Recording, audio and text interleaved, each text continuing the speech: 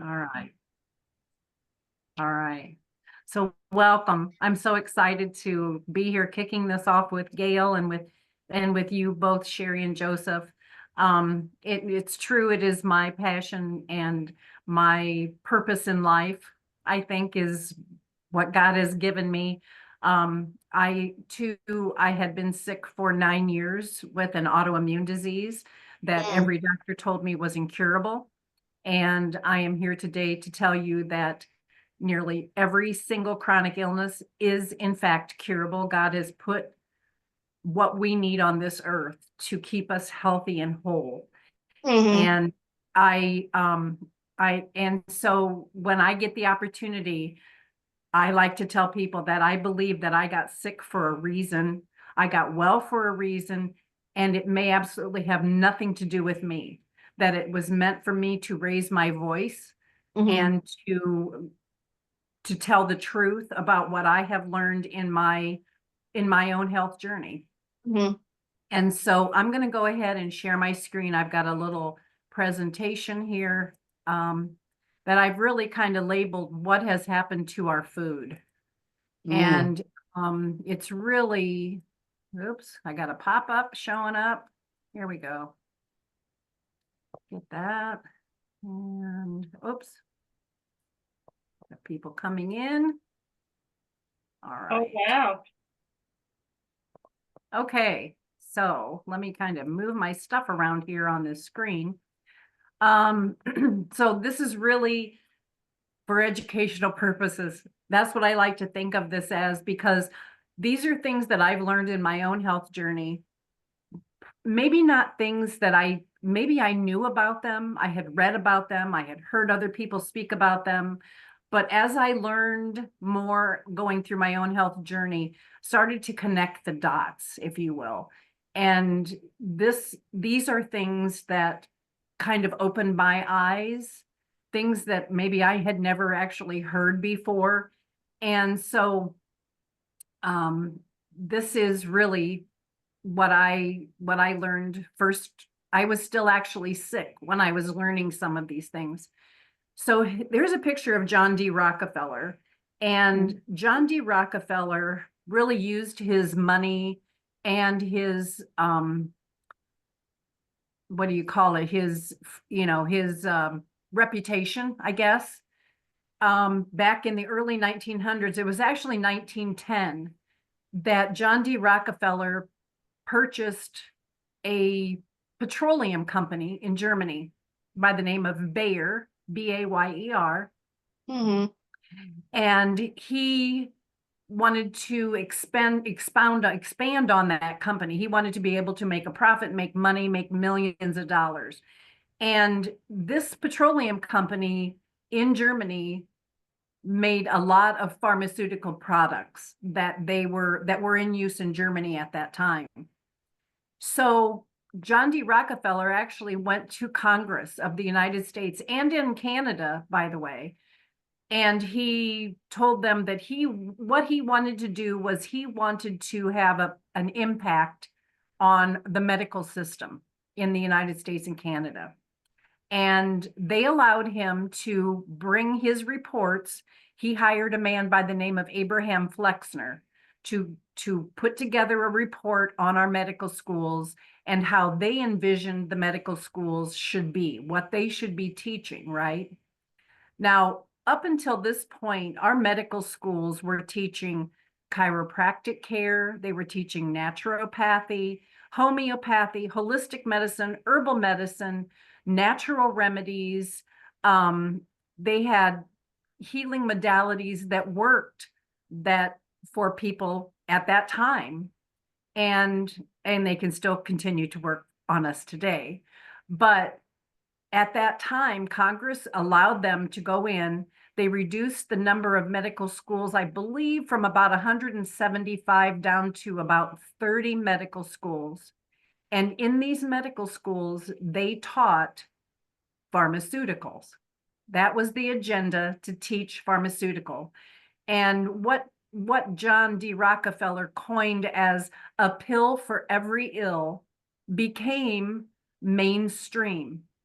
So Rockefeller didn't start there. He actually went after these naturopathic doctors who were in practice, and he was able to criminalize the use of herbal remedies of plants by labeling them as quackery. So, and it's my opinion, this was the beginning of the end for us. I speaking of Dr. Fisher, um, that was Dr. Fisher on the phone. So with that, it became the law of the land that we would have a pill for every ill, and that this is how our medical schools would be taught. And in the beginning, the little food pyramid that I learned as a child in school, right? We've got the grains and the veggies and the lean proteins, dairy products, and grains and cereals formed the base of this. And then this was how we should eat. This went on for a long, long time. Now I'll get back to Rockefeller. Whoops. This picture is pretty much our diet now in this country. It's been labeled as the SAD diet, standing for the standard American diet. And it's filled with processed foods, fried foods. You can see, you know what this is. Highly processed foods, refined carbohydrates, white breads, pastas, rice, saturated and trans fats. And we have a very low intake of fruits and vegetables, whole grains, and healthy fats. And this diet is associated with increased risk of chronic diseases such as obesity, heart disease, type 2 diabetes, certain types of cancers.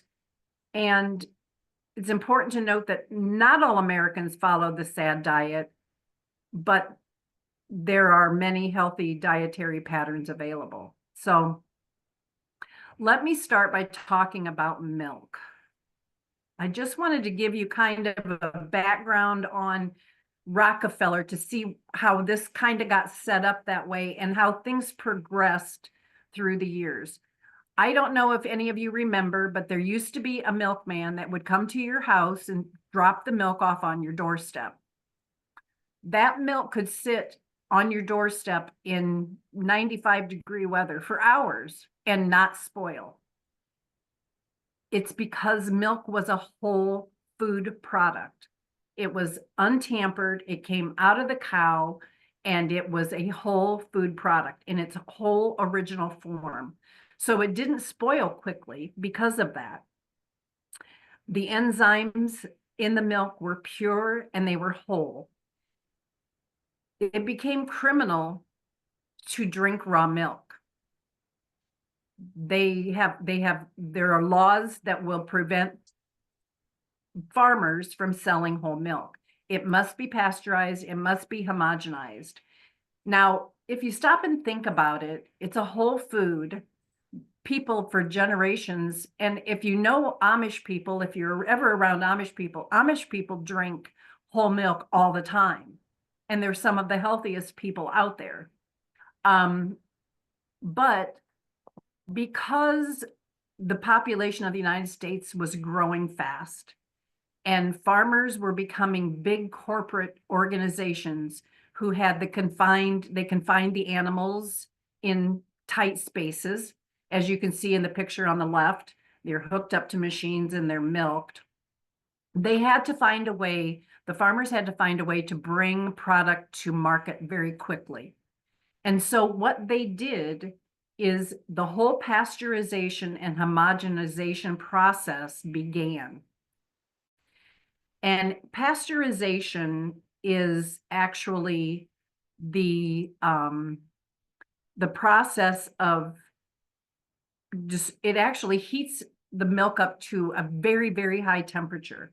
And what happens is it destroys the beneficial bacteria that's present in milk and the enzymes that are naturally present there. It reduces its nutritional value, and actually it impacts the taste, at the same time.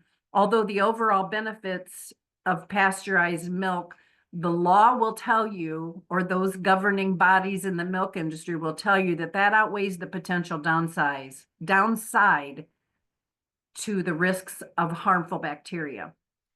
I can tell you, I looked up statistics for people who died from raw milk or were hospitalized from raw milk. And over a 20-year period of time, I believe there were 3 deaths that they associated to raw milk. But yet we can still go into a restaurant and eat raw fish. We can eat sushi, which has claimed many more lives than the raw milk industry. So I just want to mention this because I want you to understand that the pasteurization process leaves the milk devoid of nutrition. That's what happens. And it's really contributed, as you'll see in some later slides, it's really contributed to an obesity issue. We are getting calories, we're not starving, but we are not getting fed the nutrition that we need. And that's one of the causes, one of the examples, right, of that. So it really denatures the milk, and that process denatures the milk, and it actually it leaches it of all of the vitamins that are present in the raw milk as well. So we're going to kind of fast forward a little bit. That milk left on the doorstep was probably in the 50s. Now we're going to transport ourselves into the 1960s. And who doesn't remember a great TV dinner, right? So we have men returning from war back in the 40s, and women who are still in the workforce based on that, who now they're looking for ways to quickly feed their families. They want convenience, everybody's busy, and TV dinners was that solution. I can still remember the excitement having a TV dinner as a child. It was like the neatest thing ever. We get our little TV trays out and sit in front of the TV and have our TV dinners. The problem is that, again, pretty much of that, we have empty calories, and the nutrition was very lacking in these. So we're starting to get the processed foods into our diet. And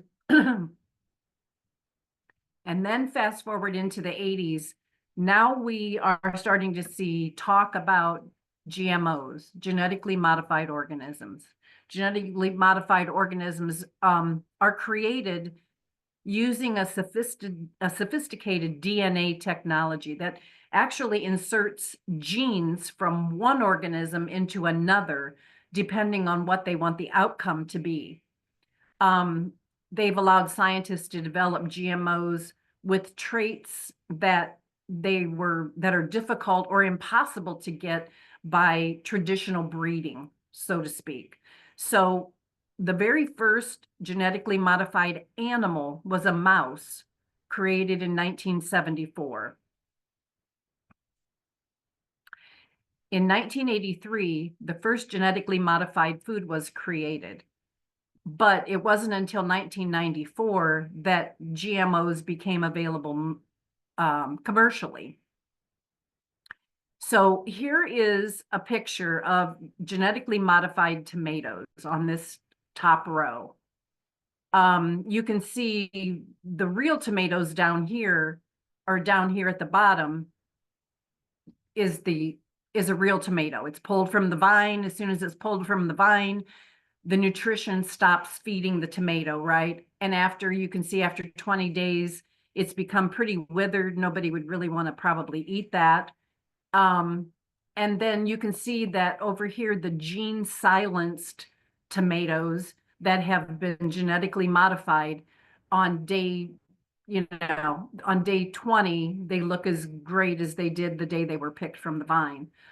Problem is, they have no nutrition in them, and who knows what they've used to actually modify that tomato to make it look like that.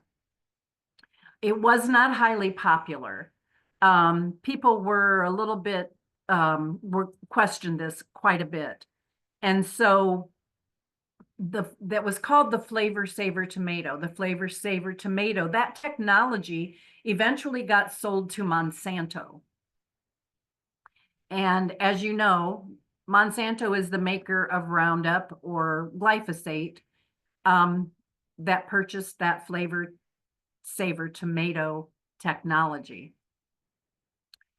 So they quickly rolled out Roundup Ready seeds that could withstand the application of the Roundup on the field of crops. And they do this for many reasons. I can show you studies, or I can show you that they actually, if you have a Roundup Ready field of wheat, they can actually go into that field, spray it with Roundup or glyphosate to help those wheat crops dry out faster. And then that way um, they can harvest it much more quickly. The problem is that Roundup stays inside of that food. You can't wash it off. It's part of the DNA because those seeds have been genetically modified to not die when Roundup is put on them, right? We know that for, let's say, corn, for example, that is genetically modified, is sprayed with Roundup, and a bug comes along and eats that corn, that bug will die in just a few days because it will literally blow up the inside of that bug. Now, imagine that we're getting little bits of that Roundup in our bodies every single day. It's very scary. And so many diseases and chronic illnesses are attributable to this.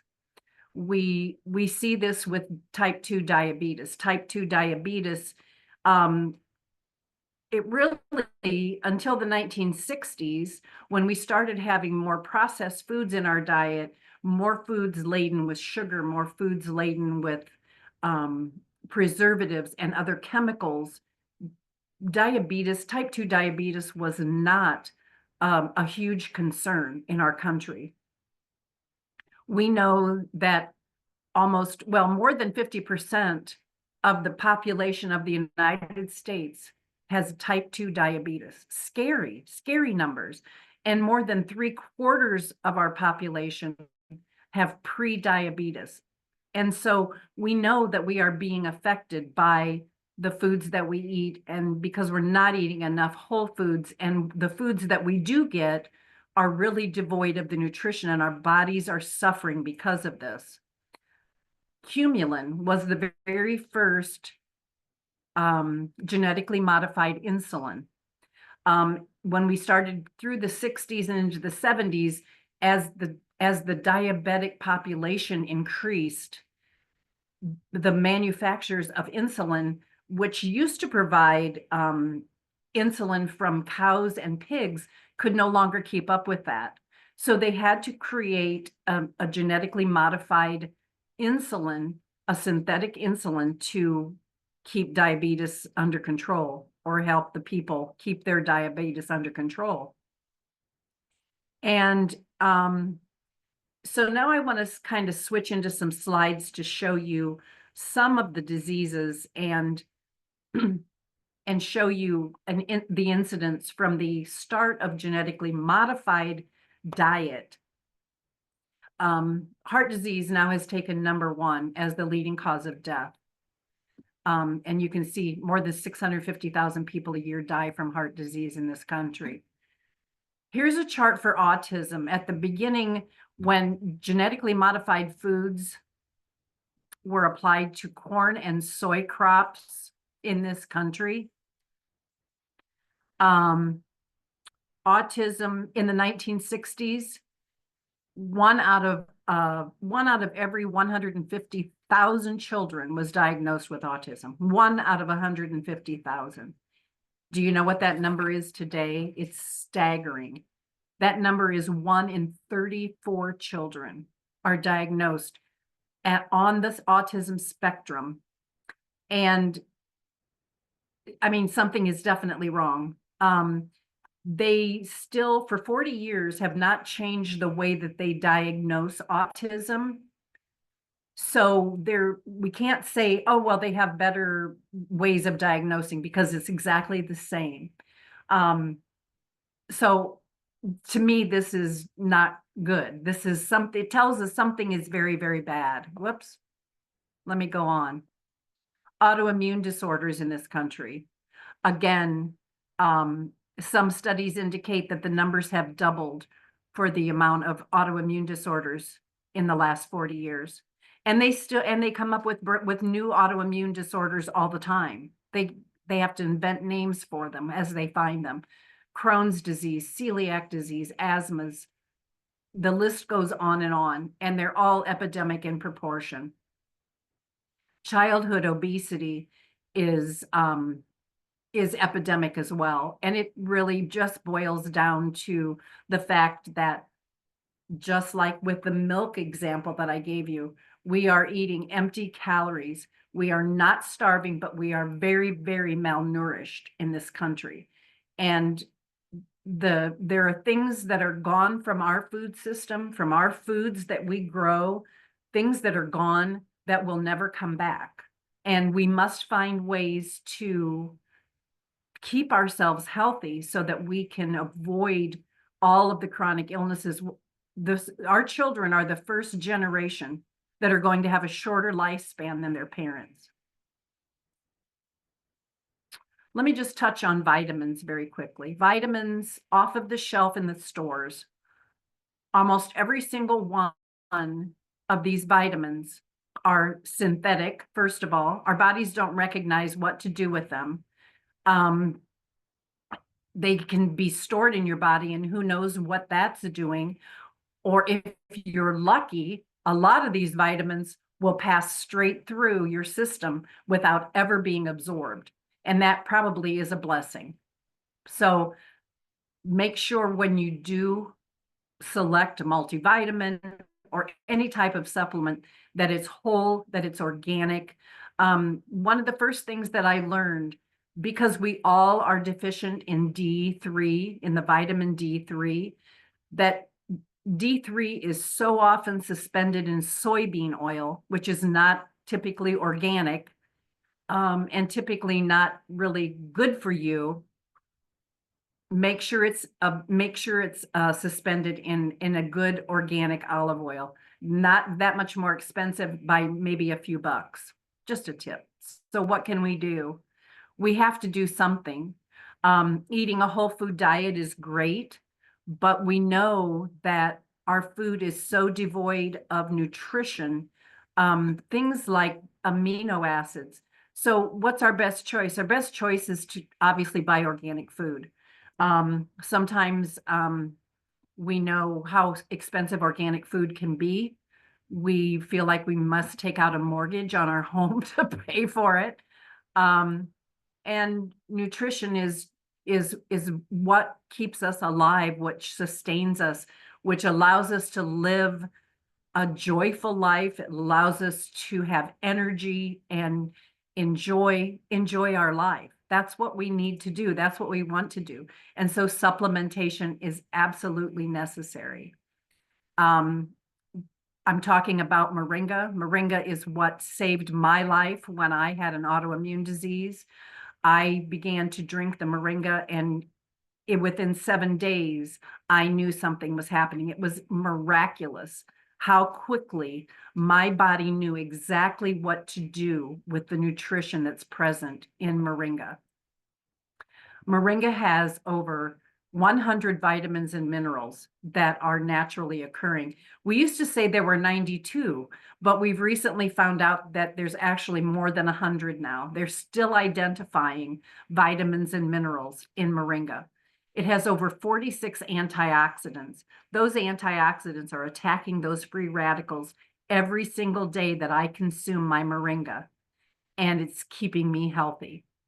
32 anti-inflammatories. That's huge, because every chronic illness, almost everyone, maybe everyone, comes from inflammation in our bodies. Where does that inflammation come from?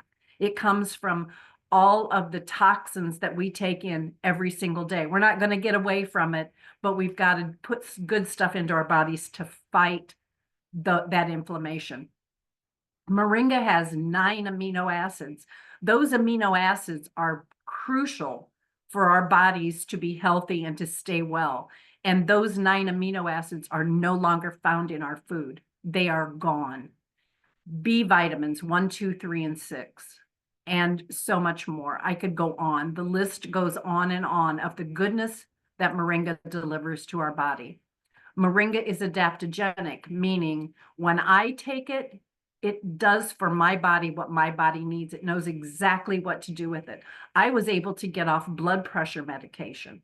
I had to monitor my blood pressure when I first started drinking the moringa, but I got to the place where I could actually get off of that medication. So it helps lower blood pressure if you have high blood pressure. It will raise your blood pressure if you have low blood pressure. It will help level your cholesterol levels. So many people on statin drugs. Statin drugs are so, so bad. And so getting that from a natural source, it just makes sense. Stabilizes our blood sugar. For type 2 diabetes, moringa can help stabilize your blood sugar levels. And moringa is a whole food. If you can eat an apple, you can drink moringa.